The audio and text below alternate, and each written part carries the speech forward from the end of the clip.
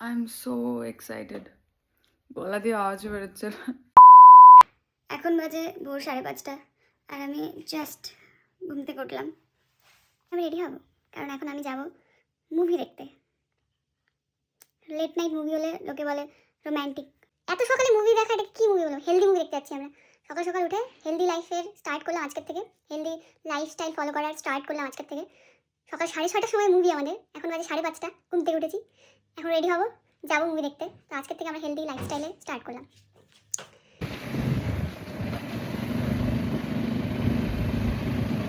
লাইফে প্রথম এত সকালে মুভি দেখতে যাচ্ছি যে আলোই হয়নি, সূর্যই ওঠেনি আমার ফোনে, তাও আকাশটা দেখে মনে হচ্ছে যেন আলো হয়ে গেছে অনেকটা, কিন্তু না, অ্যাকচুয়ালি তখন অন্ধকারই ছিল।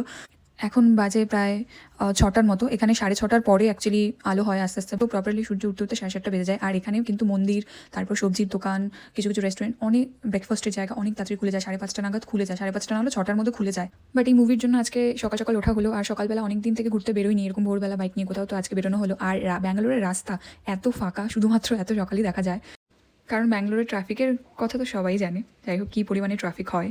তো আমরা চলে এসেছি এখন মলে, আর পুরো মল একদম ফাঁকা, লিটারালি কেউ ছিল না। আমাদের সাথে আর 4জন ঢুকেছিল, আমরা ভেবেছি যে আমরা দুজন আর ওরা 4জনই হয়তো আছে। পিভিআর এরকম ফাঁকা আমি কখনোই দেখিনি, সবসময় ভিড় থাকে পিভিআরে।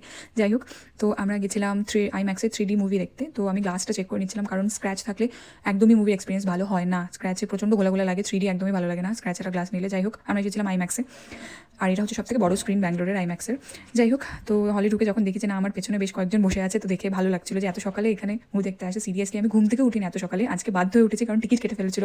আর এক একটা টিকিট ছিল 1300 টাকা করে। সো ইট কোয়াইট এক্সপেন্সিভ, একটা মুভির জন্য 1300 টাকার টিকিট। যাই হোক, অবতার মুভিটা দেখতে গিয়েছিলাম আমরা, তো মুভিটা খুব একটা ভালো লাগেনি আমার। যাই হোক, তো আমরা মুভি থেকে বেরিয়ে পড়েছি।